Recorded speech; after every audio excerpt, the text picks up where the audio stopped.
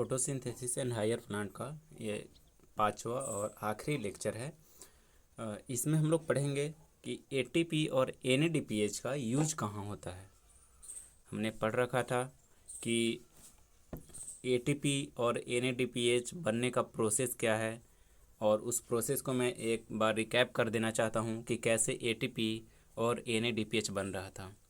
तो सबसे पहले हमने ये पढ़ा एक साइक्लिक वाला, और दूसरा पढ़ा हमने नॉन साइक्लिक वाला।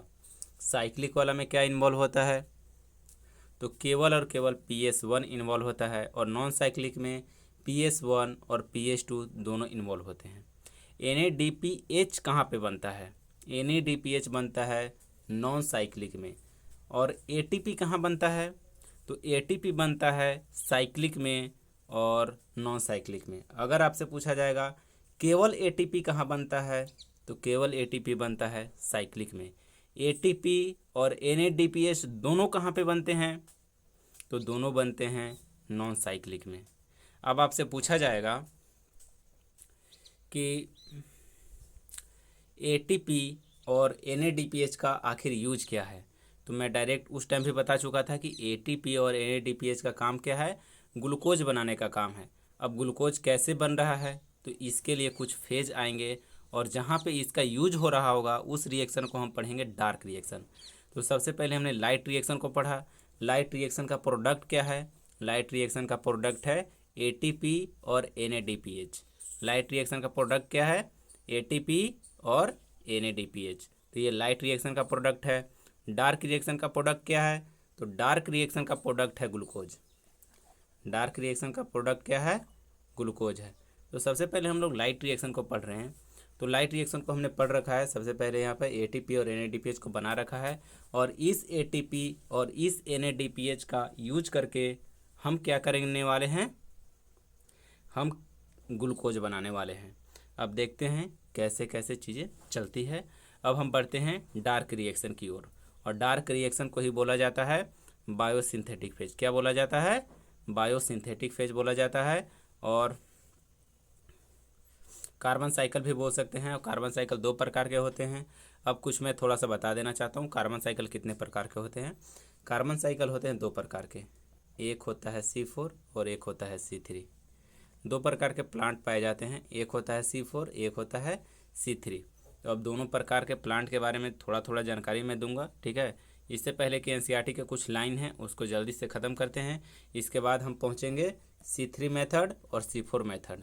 ये C3 और C4 दोनों मेथड में पहुँचेंगे हम लोग।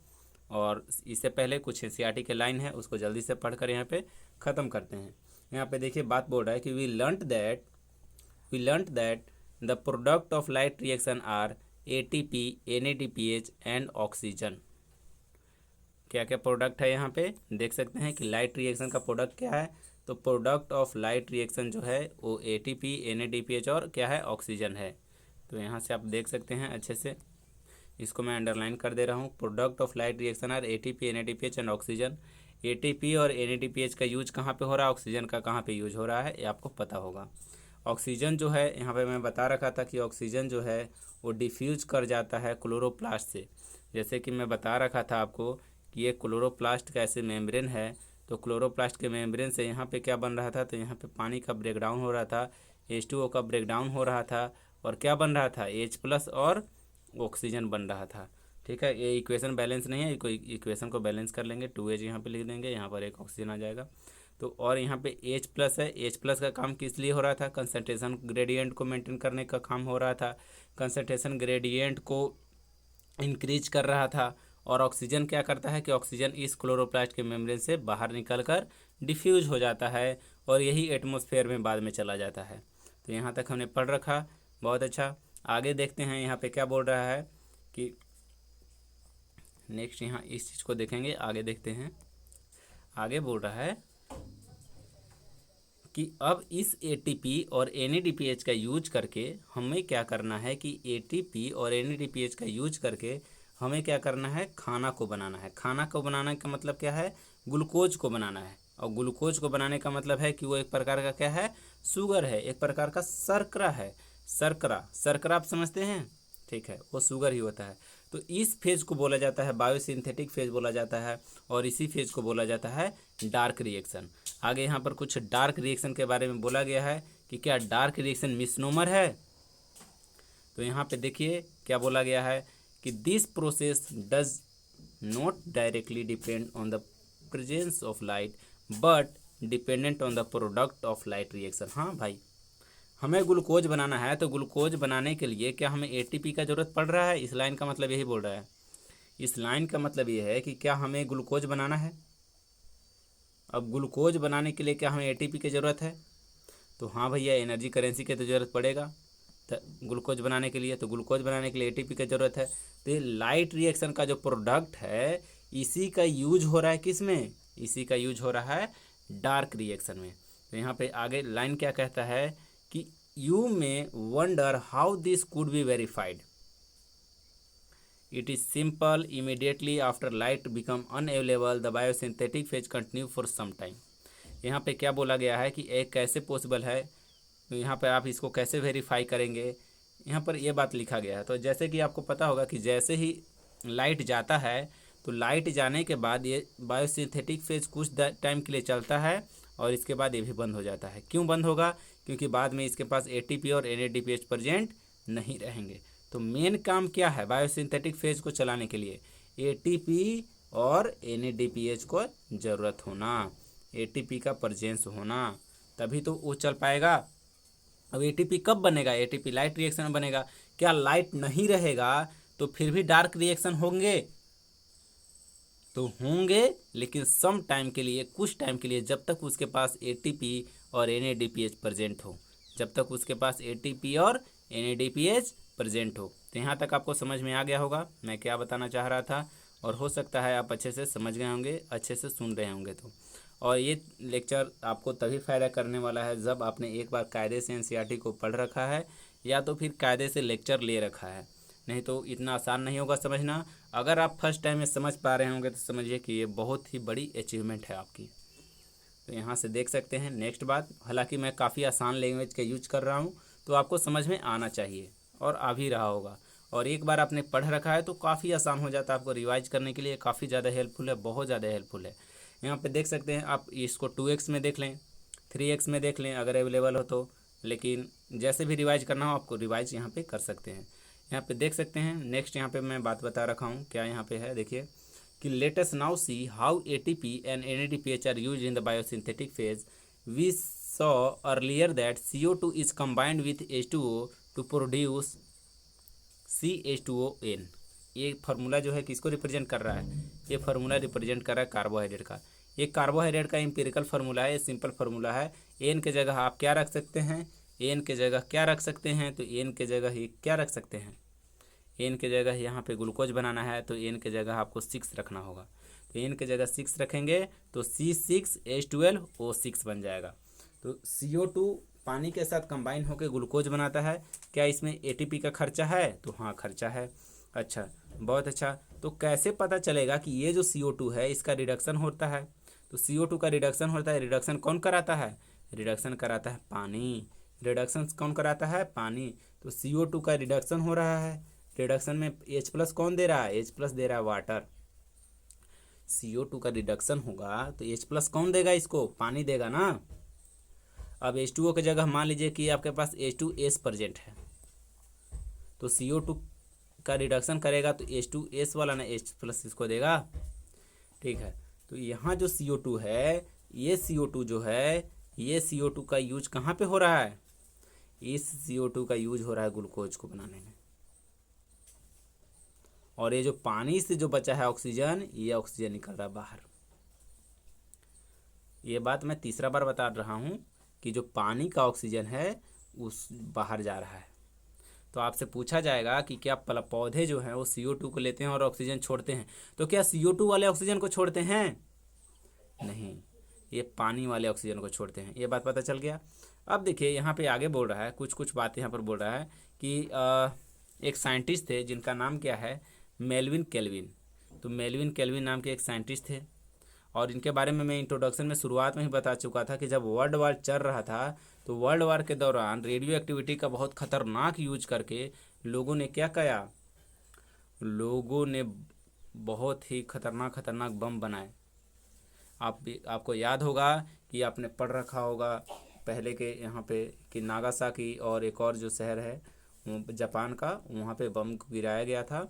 और एक लिटिल बॉय नाम के एक था, एक फैटमैन नाम के बम था, उसमें यूरेनियम और एक में शायद प्लूटोनियम का यूज किया गया था। ठीक है, दोनों रेडियो एक्टिव एलिमेंट हैं और इनका यूज करके और समझ जाइए कि क्या किया गया था। एक बहुत खतरनाक बम बनाया गया था, एटम बम जिसको बोलते हैं हम लोग। और कितना खतरनाक डिजास्टर हुआ था ये आपको पता ही होगा। तो ये हमें पता होना चाहिए कि ये रेडियो एक्टिविटी का यूज जो है वो कितना घातक हो सकता है। और उस घातक उसी टाइम में, उसी टाइम के दौरान, लगभग वर्ल्ड वार 2 के दौरान ही रेडियो एक्टिविटी का एक अच्छा यूज करा, जिनका नाम था क्या? Melvin kelvin. और मेल्विन केल्विन के साथ एक और साइंटिस्ट थे जिनका नाम क्या है? बसम बसम बसम बसम, याद होना चाहिए, बसम बसम इनके साथ थे, को वर्कर थे इनके। तो मेल्विन अकेले नहीं किए थे, अपने साथ इनके वर्कर भी थे। तो बसम के साथ मिलकर इन्होंने रेडियो एक्टिविटी का एक अच्छा यूज किया। और यहाँ पे रेडियो एक्टिव का कैसे यूज किया इन्होंने? तो रेडियो एक्टिव कार्बन लिया था। रेडियो एक्टिव कार्बन क्या होता है? C14। आपसे पूछेगा CN15 क्या है? N15 रेडियो एक्टिव नाइट्रोजन है? नहीं, N15 हैवी नाइट्रोजन है। N15 is a not a radio active. C14 क्या है? ये रेडियो एक्टिव है। ये कार्बन 14 का यूज करके बहुत सारे पौधों का आप लोग एज पता कर सकते हैं, बहुत सारे फॉसिल का एज पता कर सकते हैं। इस कार्बन 14 का बहुत सारा यूज है। तो एक यूज क्या है यहाँ पे? तो एक यूज यहाँ पे वो पाथवे को, मतलब कैसे कार्बन फिक्सेशन का जो पाथवे है उसको पता लगाने के लिए इसका यूज हो रहा है। और इसका यूज किसने किया है? मेल्विन और केल्विन ने किया है। मेल्विन केल्विन एक ही साइंटिस्ट का नाम है। और यहाँ पे देख सकते हैं कि आगे क्या बोल रहा है कि इन्होंने क्या किया कि कार्बन 14 का यूज किया और उन्होंने डिस्कवरी किया कि जो फर्स्ट CO2 फिक्सेशन प्रोडक्ट है वो क्या है? 3 कार्बन का ऑर्गेनिक एसिड है। मेल्विन केल्विन ने बताया कि फर्स्ट CO2 फिक्सेशन का जो प्रोडक्ट है, CO2 का फिक्सेशन होके क्या बनता है? ग्लूकोज बन रहा है ना, ठीक है, बन रहा है। लेकिन पहला जो प्रोडक्ट है, पहला स्टेबल प्रोडक्ट है, वो 3 कार्बन का प्रोडक्ट है। और 3 कार्बन का प्रोडक्ट है, वो कौन सा प्रोडक्ट है भाई? क्या वो 3 कार्बन का कौन सा प्रोडक्ट है? तो वो 3 कार्बन का जो प्रोडक्ट है, उस 3 कार्बन के प्रोडक्ट का नाम है फॉस्फोग्लिसरिक एसिड। क्या नाम है? Phosphoglyceric acid, 3PGA, 3 phosphoglyceric acid. तो आपको पता होना चाहिए कि 3 फॉस्फो यानी कि फॉस्फोरस कहाँ पे लगा हुआ है? 3rd पोजीशन पे लगा हुआ है। और एसिड क्या होता है? आपको पता होना चाहिए, ग्लिसरिक एसिड समझते हैं ना, ठीक है। तो एसिड जो होता है, एसिड क्या होता है? सिंपली क्या होता है कि कार्बन का बड़ा बड़ा चेन होता है और एक तरफ ये वाला ग्रुप होता है, आपने पढ़ रखा हो बायोमोलिक्यूल चैप्टर में। तो जिसपे एसिड वाला ग्रुप होता है, शर्त यही है कि ये जो चेन है वो लंबा होना चाहिए। तो 3 फॉस्फोग्लिसरिक एसिड जो है वो क्या है? फर्स्ट फिक्सेशन प्रोडक्ट है। ये बात को किसने बताया? केल्विन ने बताया। किसने बताया? केल्विन ने बताया। अब ये कैसे है, एक कंप्लीट पाथवे को आगे जाकर हम लोग केल्विन साइकिल में पढ़ते हैं। और केल्विन साइकिल में यहाँ पर स्टार्ट करते हैं केल्विन साइकिल को। अब चलते हैं केल्विन साइकिल क्या है, ठीक है। ये जो पैरा है, इस पैरा को मैं अभी स्किप कर रहा हूँ। अब केल्विन साइकिल के बारे में पढ़ते हैं। अब केल्विन साइकिल में यहाँ पर देख सकते हैं कैसे पढ़ रहे हैं हम लोग केल्विन साइकिल को। केल्विन साइकिल में देखिए क्या हो रहा है कि Calvin and his co worker then worked out whole pathway and show that pathway operated in a cyclic manner. Calvin और इनके जो को वर्कर थे, इन्होंने पाथवे को बताया कि ये जो पाथवे जो है वो साइक्लिक मैनर में काम कर रहा है। एक जगह से स्टार्ट हो रहा है, बाद में वहीं पे जाकर अंत हो जा रहा है। यानी कि कहीं ना कहीं बीच में 3 कार्बन का कोई प्रोडक्ट बन रहा है। तो केल्विन ने इसका यूज किया है, बताया है 3 कार्बन वाला। मैं 4 कार्बन वाला पर भी आऊँगा, लेकिन पहले 3 कार्बन वाला को अच्छे से समझ लेते हैं। और 3 कार्बन वाला में जो प्रोसेस है वो क्या क्या है, सबसे पहले देखते हैं कि यहाँ पर बोल रहा है कि इसमें केल्विन साइकिल है। इसको क्या बोलते हैं? केल्विन साइकिल बोलते हैं। इसको बोलते हैं C3 साइकिल बोलते हैं। क्यों? क्योंकि ये साइक्लिक मेंबर में हो रहा है। तो 3 कार्बन का साइक्लिक है, ठीक है, तो इस साइक्लिक इसको बोलते हैं। और यहाँ पे देखिए 3 स्टेप है। कितने स्टेप हैं? 3 स्टेप है। केल्विन साइकिल 3 कार्बन का प्रोडक्ट, पहला प्रोडक्ट, और 3 प्रोसेस। कितने प्रोसेस? 3 प्रोसेस, 3 स्टेप, 3 स्टेप, तीनों स्टेप को पता होना चाहिए। सबसे पहला प्रोसेस कार्बोक्सिलेशन, सेकेंड रिडक्शन, और थर्ड है रीजनरेशन। जब आप पहली बार पढ़ रहे होंगे तो इतना स्पीड में नहीं समझ में आ रहा होगा, तो कोई बात नहीं, आप एक बार एनसीईआरटी को पढ़ें, कायदे से पढ़ें, बताने के बाद पढ़ें। लेक्चर का हेल्प ले सकते हैं, चाहे कहीं से भी लेना हो, लेक्चर का हेल्प ले सकते हैं।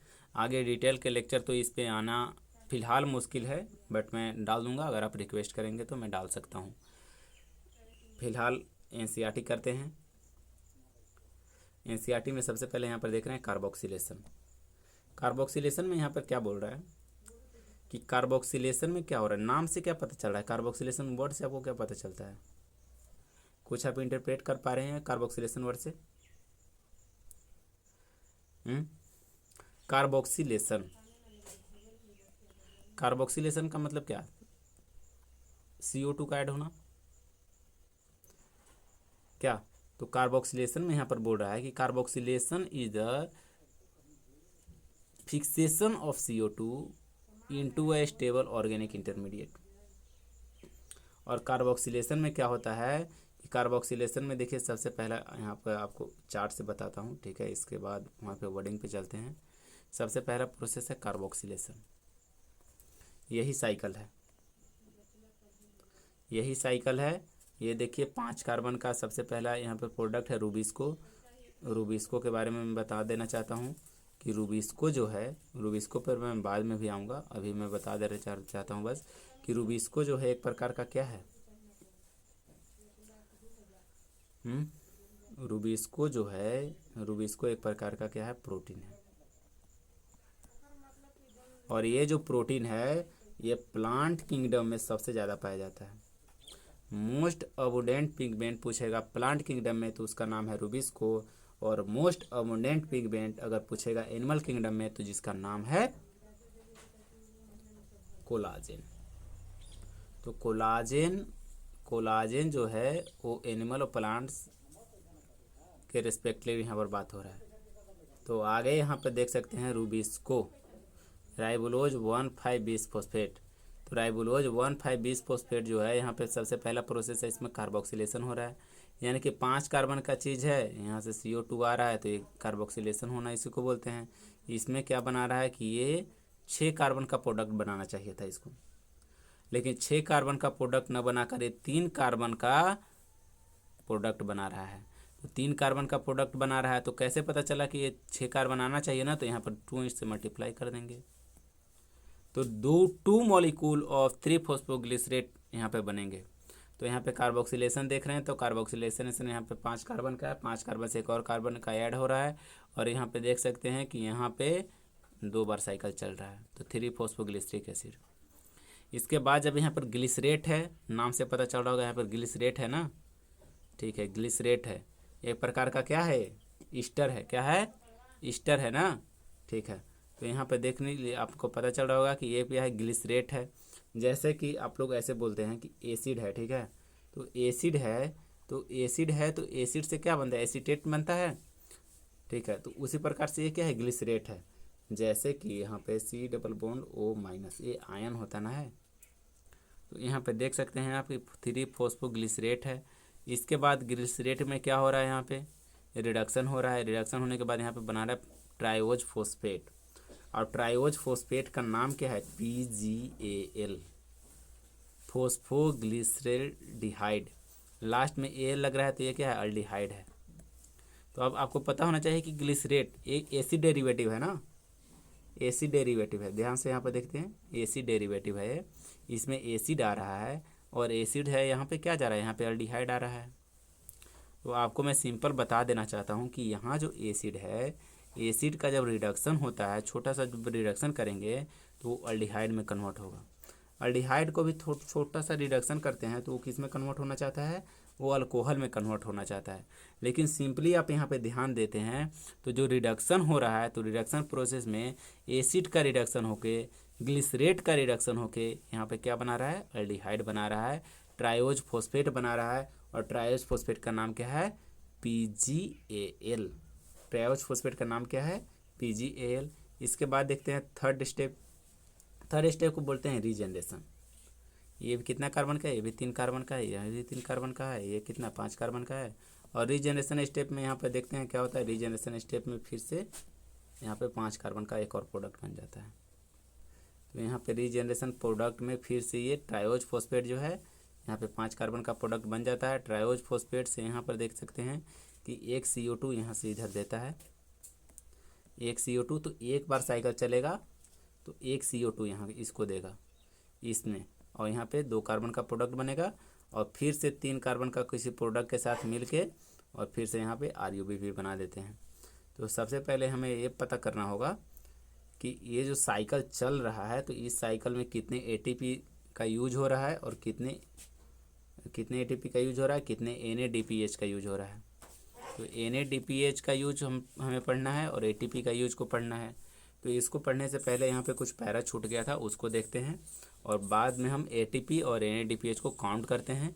और काउंट करने के बाद हमें पता भी करना है कि क्या ग्लूकोज बनाने में कितना ATP मिल रहा है। और इसके बाद फिर अगला चैप्टर में हम पढ़ेंगे कि ग्लूकोज जब टूटता है तो हमें कितना ATP मिलता है। तो ग्लूकोज बनाने के लिए कितना ATP, कितना एनर्जी लग रहा है इसमें। और जब नेक्स्ट चैप्टर में हमें यह पढ़ना है कि ग्लूकोज जब ब्रेक डाउन होता है तो ग्लूकोज ब्रेक डाउन होने टाइम कितना ATP हमें मिल रहा है। तो ये प्रोसेस हमें प्लांट में हो रहा है, ठीक है, प्लांट में ही तो ग्लूकोज बनता है।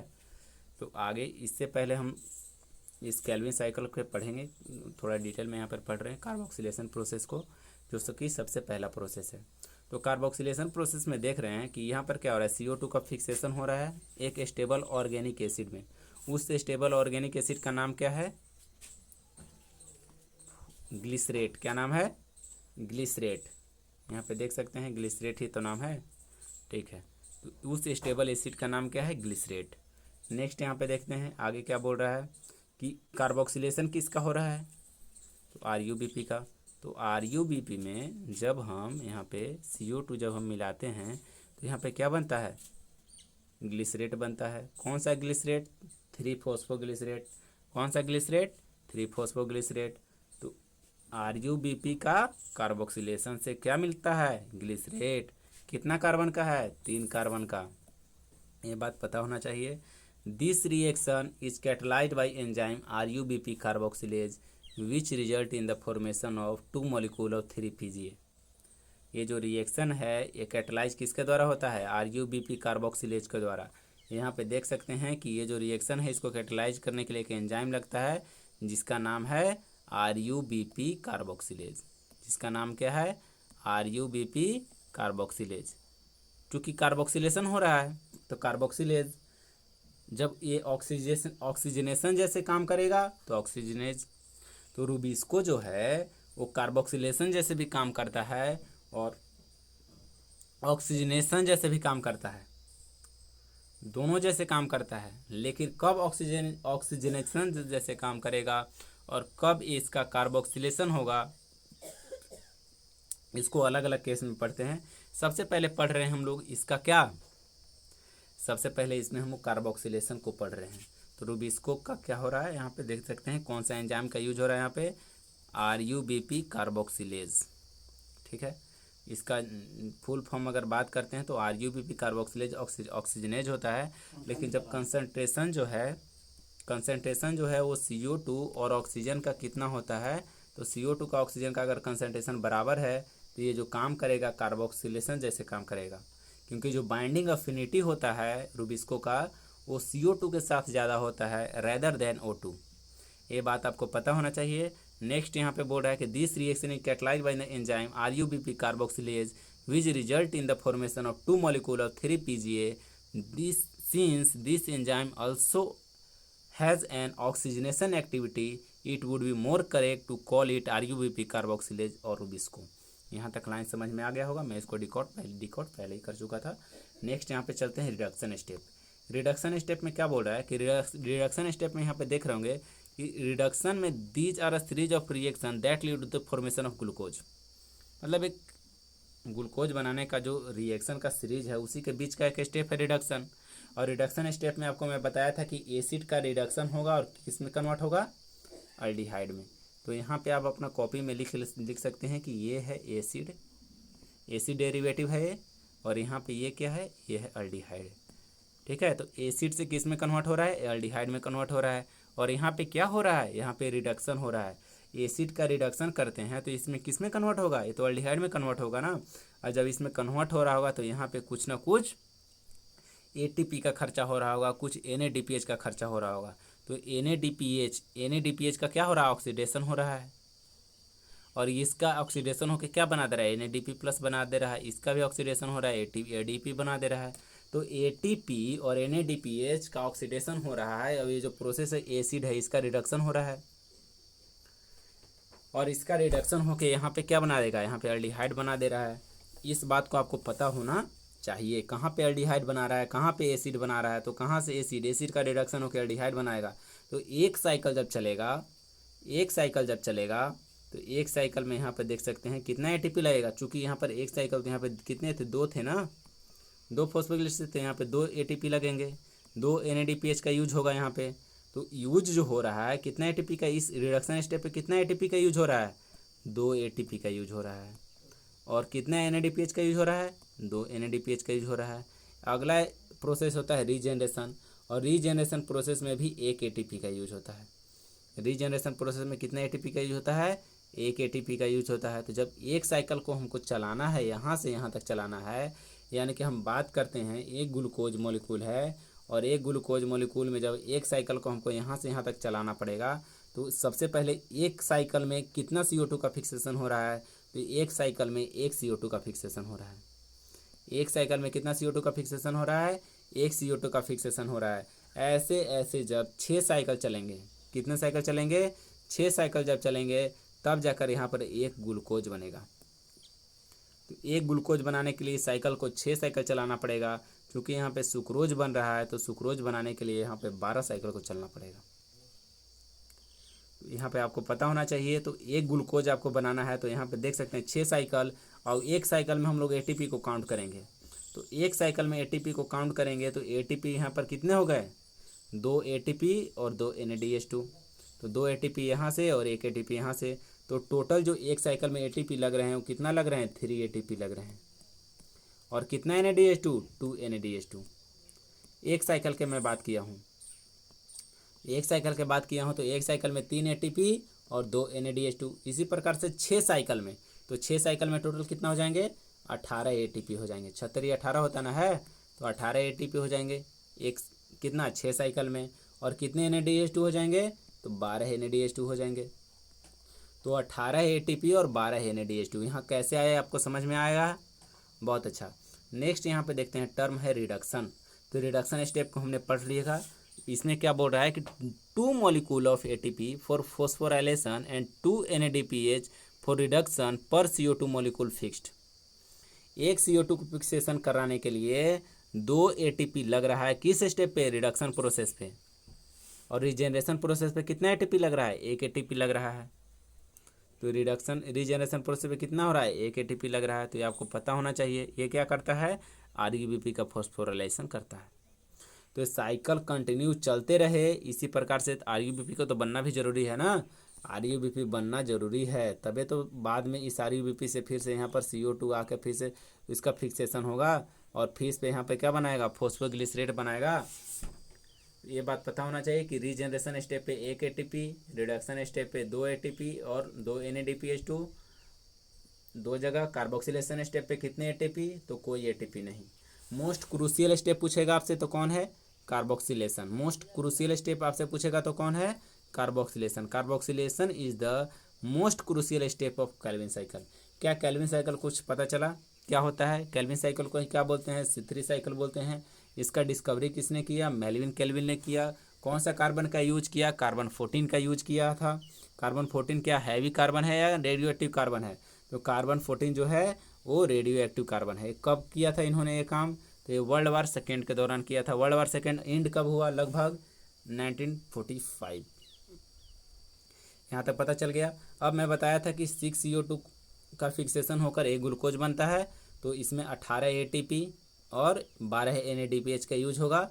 और एटीपी से यहाँ पे देखिए ADP बन रहा है, ठीक है, यानी कि इसका क्या हो जा रहा है यहाँ पे, ये अपना एक फॉस्फोरस को दे रहा है। ठीक है, और NADPH से क्या बन रहा है, NADP बन रहा है, तो ये अपना हाइड्रोजन को दे रहा है। तो 12 NADPH का यूज हो रहा है, 18 ATP का यूज हो रहा है, एक साइकिल नहीं, एक ग्लूकोज का फिक्सेशन के लिए। मतलब ये बात बोल सकते हैं कि 6 CO2 का फिक्सेशन के लिए, 6 CO2 का फिक्सेशन के लिए। ठीक है, यानी कि एक ग्लूकोज बनाने के लिए ये एक ग्लूकोज हमको प्रोडक्ट में मिल रहा है। इतना बात आपको समझ में आया होगा, बहुत अच्छा।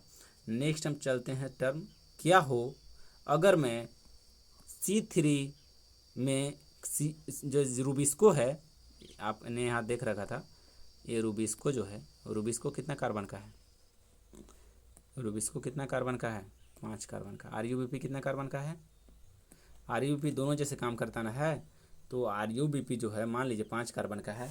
और क्या हो जब हम ये एक्ट करने लगे ऑक्सीजनेज की जगह, रूबिस्को जो है ऑक्सीजनेज की जगह, अगर ऑक्सीजन का कंसंट्रेशन बहुत ज़्यादा हो गया तो रूबिस्को जो है ऑक्सीजनेज जैसे काम करने लगता है, और ऑक्सीजनेज जैसे जब काम करेगा तो CO2 तो अवेलेबल है नहीं। जब ये फिक्सेशन करेगा तो 6 कार्बन का प्रोडक्ट तो बनाना चाहिए था, लेकिन 6 कार्बन तो है नहीं, तो 3 कार्बन के 2 प्रोडक्ट तो बन नहीं पाएंगे। तो 3 कार्बन के जब 2 प्रोडक्ट नहीं बन पाएंगे तो इस केस में क्या होता है कि एक प्रोडक्ट 3 कार्बन का बनता है, दूसरा का प्रोडक्ट 2 कार्बन का बनता है। एक प्रोडक्ट 3 कार्बन का बनता है, दूसरा का प्रोडक्ट 2 कार्बन का बनता है। इसको आप लोग 2 बार रिवाइज करेंगे, ठीक है, इसके बाद आपको समझ में आएगा।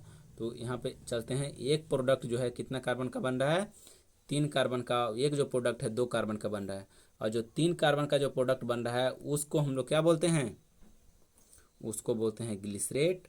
और जो 2 कार्बन का प्रोडक्ट बन रहा है उसको बोलते हैं ग्लाइकोलेट। तो ग्लिसरेट क्या होता है और ग्लाइकोलेट क्या होता है ये पता चला। ठीक है, अब ग्लाइकोलेट जो है वो 2 कार्बन का है, और ये जो ग्लाइकोलेट जो है 2 कार्बन का जो चीज़ है एक स्पेशल साइकिल में जाता है, और उस स्पेशल साइकिल का नाम क्या है, उस स्पेशल साइकिल का नाम है C2 साइकिल। और C2 साइकिल जाता है, और इसी प्रोसेस को हम लोग बोलते हैं फोटो रेस्पिरेशन। तो फोटो रेस्पिरेशन कब होगा, तो फोटो रेस्पिरेशन कब होगा, जब RUBP जो है वो ऑक्सीजन के साथ बाइंड होगा, और यहाँ पे 2 मॉलिक्यूल ऑफ 3PGA नहीं बनाएगा, यहाँ पे 1 मॉलिक्यूल ऑफ PGA बनाएगा और 1 मॉलिक्यूल ऑफ फॉस्फोग्लाइकोलेट बनाएगा। और फॉस्फोग्लाइकोलेट आगे जाके C2 साइकिल में चलेगा, और C2 साइकिल जब चलता है तो C2 साइकिल जब चल रहा होता है तो इसमें 3 ऑर्गेनेल इन्वॉल्व होते हैं। 3 ऑर्गेनेल इन्वॉल्व होते हैं, chloroplast, peroxisome, mitochondria. Chloroplast, peroxisome, mitochondria, chloroplast, peroxisome, mitochondria, 3 organelle involve होते हैं। 3 ऑर्गेनेल इन्वॉल्व होते हैं। किसका क्या काम है ये आपको याद नहीं रखना है, केवल आपको काम इतना है कि क्लोरोप्लास्ट, पेरोक्सिसोम, माइटोकॉन्ड्रिया, 3 चीज़ याद रखें।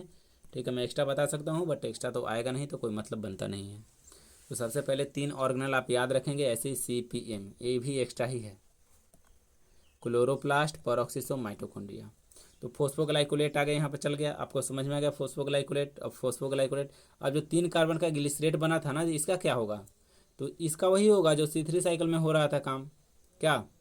लेकिन जो 2 कार्बन का ग्लाइकोलेट बना है इसका क्या होगा, तो ग्लाइकोलेट जो बना है, तो ग्लाइकोलेट जो C2 साइकिल में जा रहा है तो इसका फ्यूचर क्या है, इसका फ्यूचर क्या है, तो 2 कार्बन का जो प्रोडक्ट है ना इसका कोई फ्यूचर नहीं है।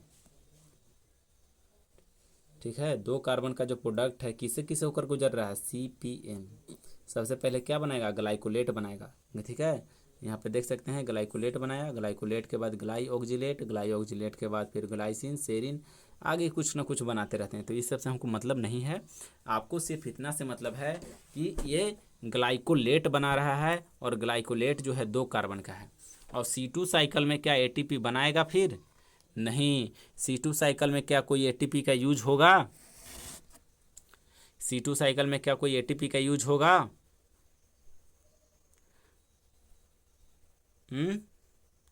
होगा।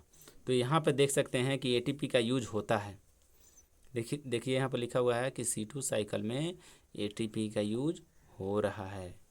ठीक है, और जो C3 साइकिल है ना, तो C3 साइकिल में ATP का यूज होता है, तो ATP का यूज होता है। तो C3 साइकिल और C2 साइकिल आपको पता चल गया किसको किसको बोल रहे हैं। फोटो रेस्पिरेशन में 2 चीज़ क्या बना रहा है, फॉस्फोग्लिसरेट और फॉस्फोग्लाइकोलेट। फॉस्फोग्लाइकोलेट जो है क्या आगे जाके शुगर बनाएगा, नहीं, तो ये जो C2 साइकिल है इसमें शुगर का सिंथेसिस नहीं होता है और ना ही इसमें ATP का सिंथेसिस होता है। आधा मिनट का ब्रेक है, अभी मैं पानी पी ले रहा हूँ, इसके बाद फिर से स्टार्ट करता हूँ।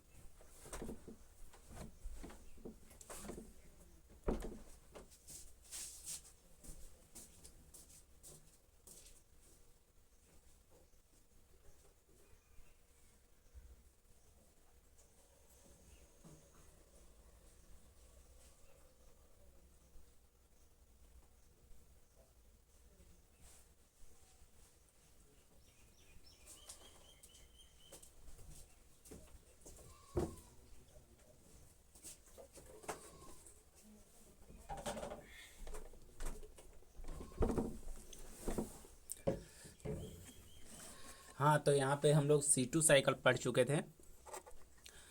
C2 साइकिल में यहाँ पर प्रोडक्ट क्या है C2 साइकिल का? C2 साइकिल का प्रोडक्ट है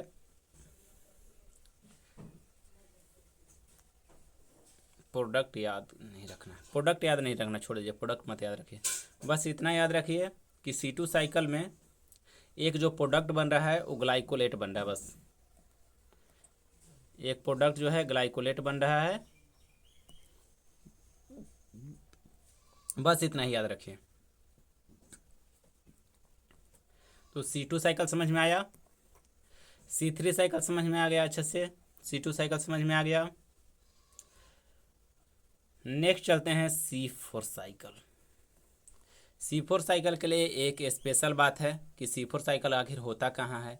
तो जहाँ पे C4 कहाँ पे होगा, तो C4 जैसे कि C3 का एक खामी है ना कि C3 साइकिल चल रहा है तो C3 साइकिल में RUBP का यूज हो रहा है, और RUBP का जो यूज हो रहा है तो RUBP जो है वो ऑक्सीजन के साथ मिलकर ऑक्सीजनेशन जैसे काम करने लगता है, ऑक्सीजन के साथ बाइंड हो जाता है। RUBP जो है वो CO2 का जब कंसंट्रेशन ज़्यादा होगा तो CO2 के साथ बाइंड होगा।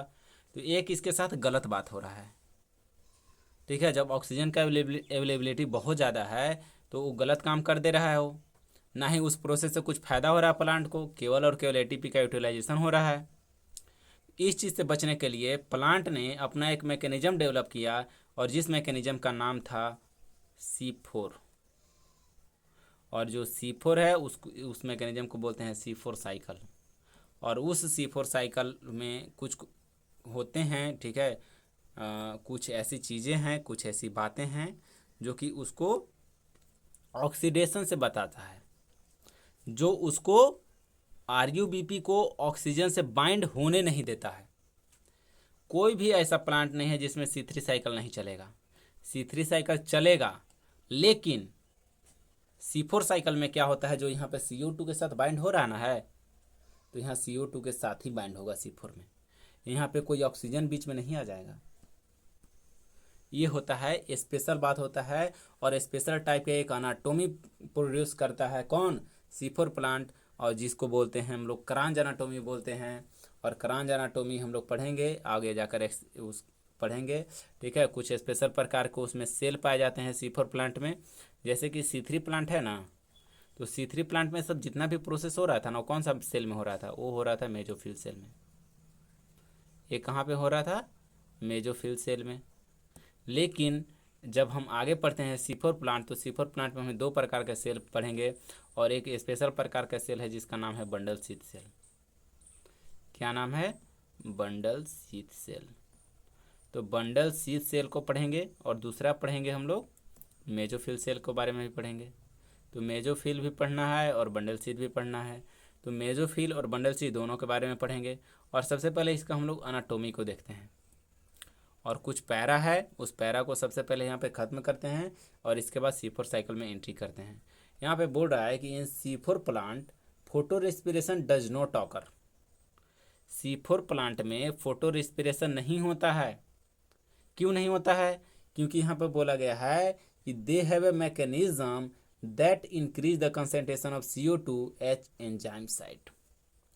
जो एंजाइम साइट है यहाँ पे, इस कंडीशन में यहाँ पे क्या करता है? CO2 का कंसंट्रेशन को इंक्रीज कर देता है।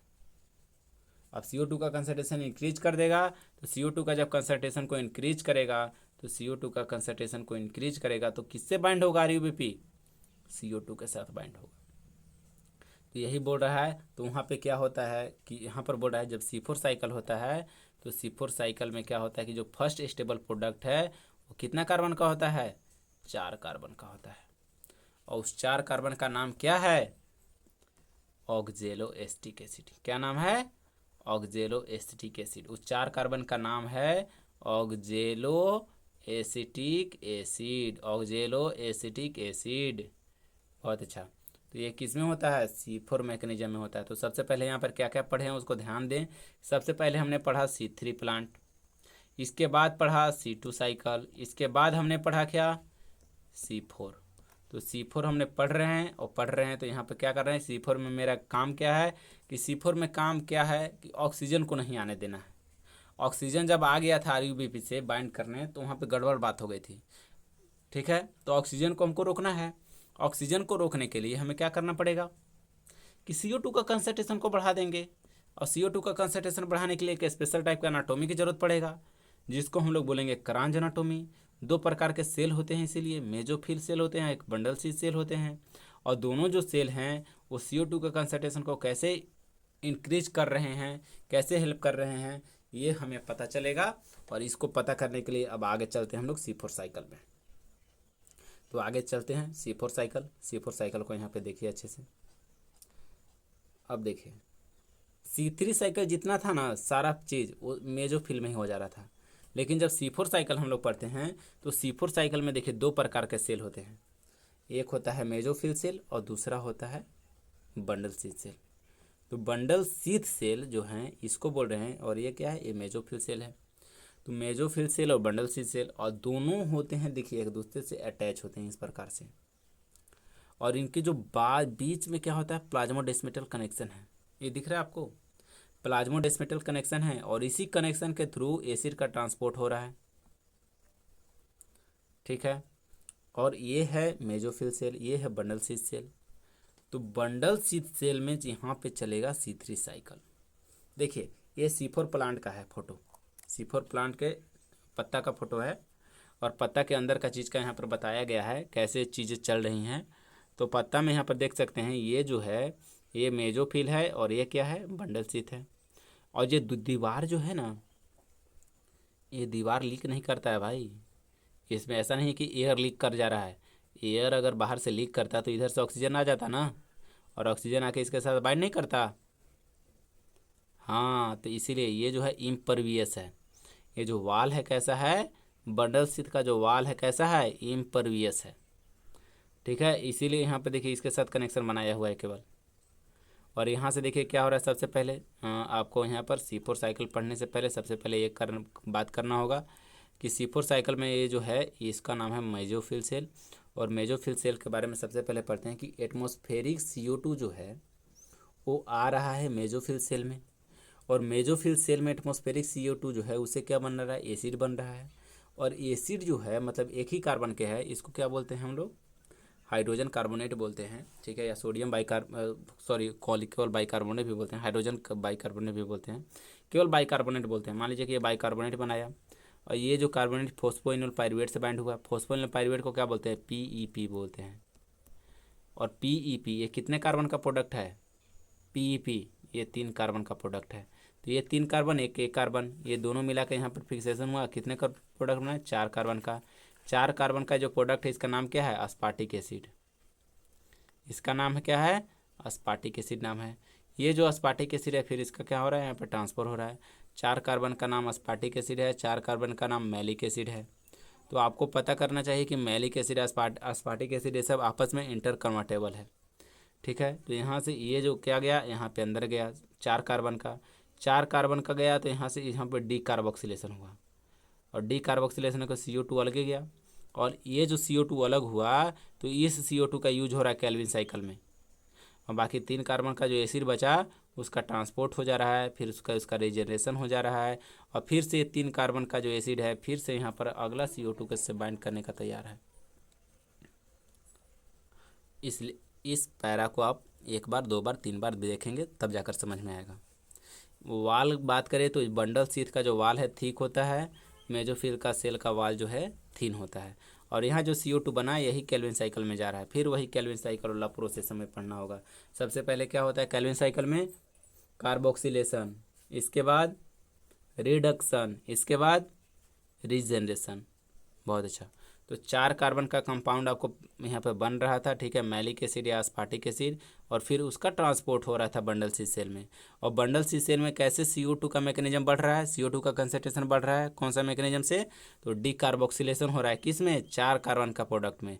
तो 4 कार्बन का प्रोडक्ट जो है उसमें डिकार्बोक्सिलेशन हो रहा है, तो एक CO2 खत्म हो जा रहा है। और ये जो CO2 खत्म हो रहा है तो इस CO2 का यूज हो रहा है किस में? C3 साइकिल में। तो कैसे C3 साइकिल चल रहा है, कैसे C4 साइकिल चल रहा है, कैसे C2 साइकिल चल रहा है, समझ में आया? आया। अब मैं कुछ अरेंजमेंट के बारे में बात करता हूँ। तो अरेंजमेंट के बारे में बात करता हूँ तो सबसे पहले यहाँ पे देख सकते हैं कि अरेंजमेंट जो है ना वो ऐसे होता है। अरेंजमेंट जो है वो यहाँ पे सबसे पहले मान लीजिए कि मैं अरेंजमेंट के बारे में थोड़ा सा बता देना चाहता हूँ। यहाँ पे है टॉपिक, हाँ यहाँ पे आगे देखिए। अरेंजमेंट इस प्रकार से है कि सबसे पहले आपके पास क्या है? वस्कुलर बंडल है, ठीक है। ये क्या है? Vascular bundle. वस्कुलर बंडल समझते ना हैं? क्या होते हैं वस्कुलर बंडल? प्लांट में जाइलम फ्लोएम होते हैं, ठीक है। तो ये वस्कुलर बंडल है, ठीक है। तो इसको आप लोग ऐसे लिख लीजिए, वस्कुलर बंडल। ये वस्कुलर बंडल है। वस्कुलर बंडल के चारों तरफ देख सकते हैं, ये वस्कुलर बंडल के चारों तरफ ऐसे ऐसे, ठीक है। इसको दूसरा कलर से लिखता हूँ। ये वस्कुलर बंडल के ऐसे चारों तरफ, ये जो वस्कुलर बंडल है, ठीक है, इसको चारों तरफ कौन से सेल हैं? इसके चारों तरफ हैं। ऐसे मैं बना रहा हूँ, ऐसा नहीं बना रहा हूँ, कुछ अच्छा डायग्राम मैं बना देता हूँ ताकि आप लोग को देखने में भी अच्छा लगे, ठीक है। सबसे पहले मैं बनाता हूँ, यहाँ पे देख सकते हैं कि मान लीजिए कि ये जो है ये वस्कुलर बंडल है, ठीक है, ऐसे कट वाला दृश्य है। और यहाँ पे वस्कुलर बंडल के चारों तरफ जो है ऐसे मान लीजिए ये जो है ना माला की तरह, ठीक है, रीथ मैनर में ये जो अटैच है, ये क्या है? ये है वस्कुलर बंडल।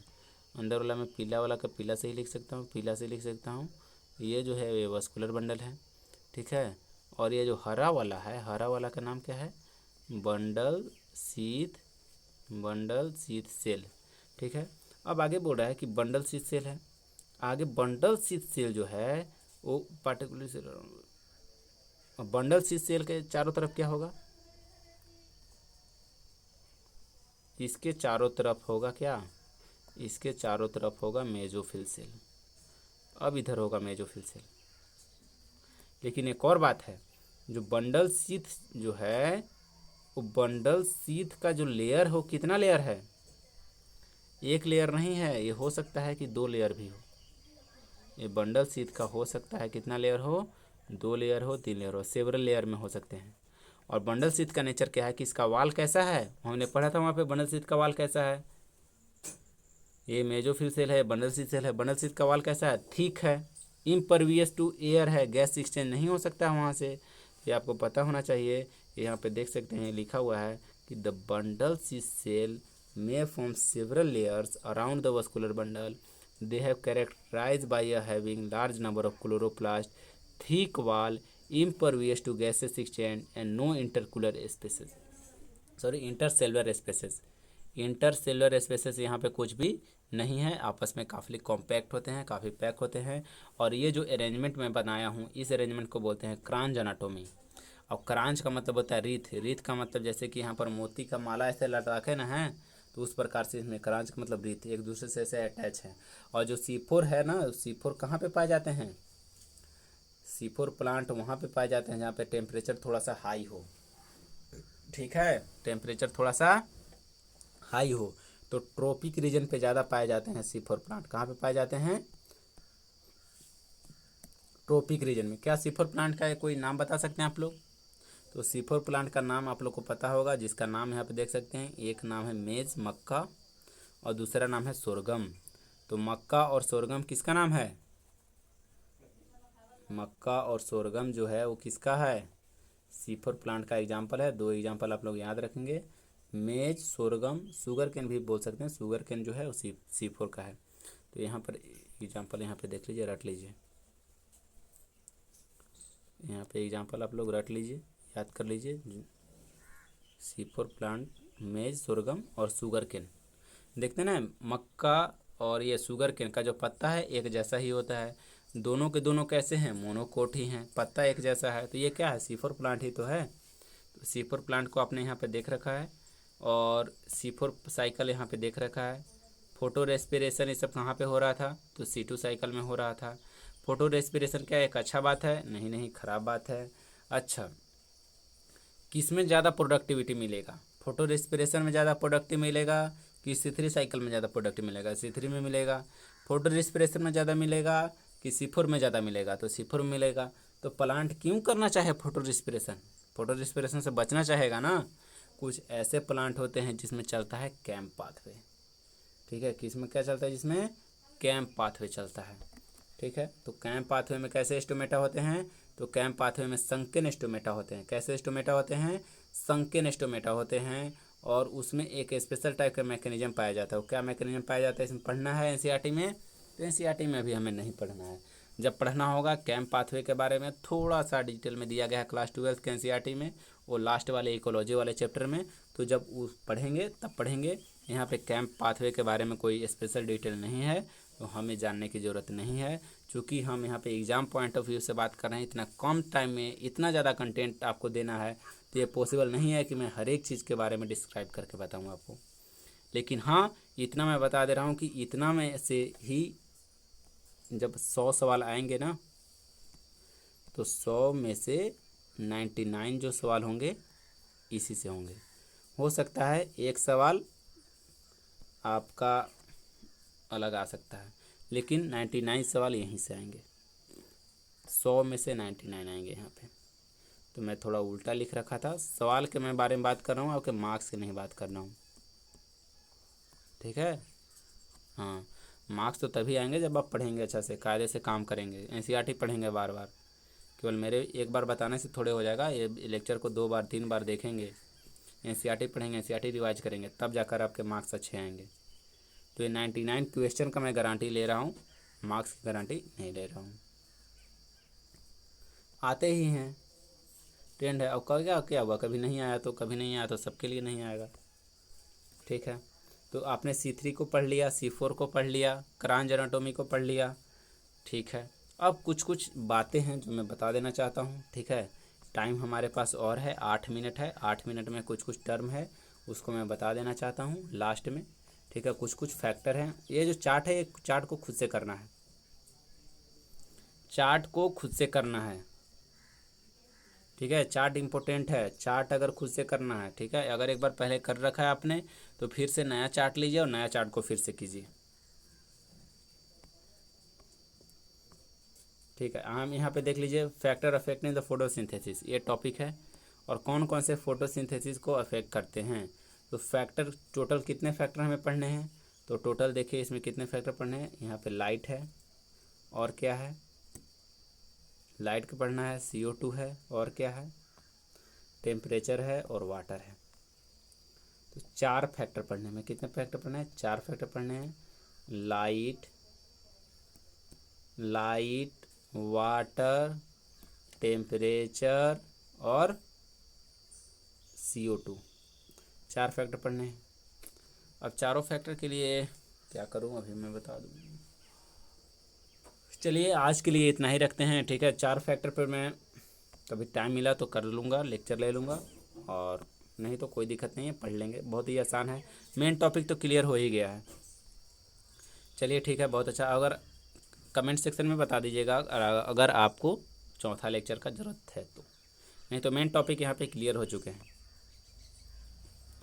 चलिए बहुत अच्छा, थैंक यू और welcome to road the channel के साथ बने रहें। अगर आपको ज़रूरत है तो सब्सक्राइब कर सकते हैं और नहीं भी कर सकते हैं।